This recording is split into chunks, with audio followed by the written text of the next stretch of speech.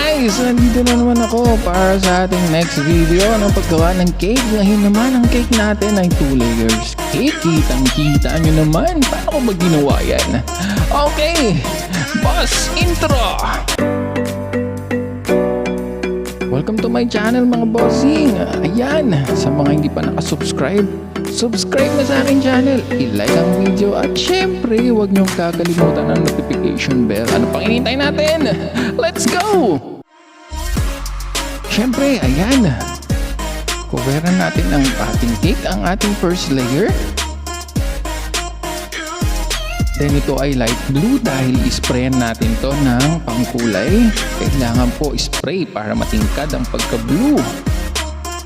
Same process din tayo mga boss sa pag-spray ng cake. So meron po akong video ng paano mag-spray ng cake. Ayan. So next process po tayo mga boss. Doon tayo sa second layer. Ito. Buuin natin siya. Pasensya na kayo sa video ko mga boss idol dahil tayo po ay naka-time lapse para mabilis ang video at hindi kayo mainip sa aking mga videos. Ayan mga boss Lodi.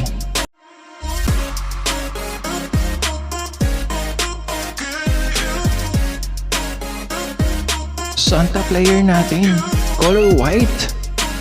Ayan.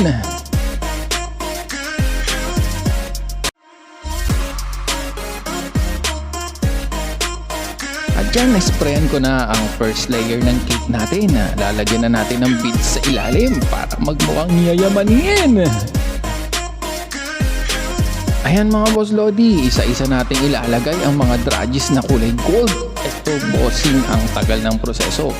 Kahit matagal ang pag-aantay nito, hindi naman tutulad ng nilagawa mo boss na kung saan pinaasa ka lang, ang tagal-tagal mo ng ligaw tapos napunta lang sa baliwala.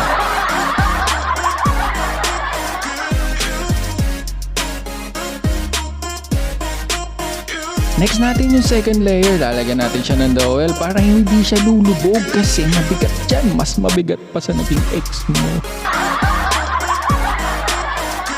Ayan Lodi, natapos na natin, nilagyan natin siya ng corona sa ibabaw at meron tayong printed dun sa may harapan na pangalan niya. Maraming salamat sa inyo mga boss at Lodi at hanggang sa muli, ako'y na ay magpapaalam sa inyo. Paalam!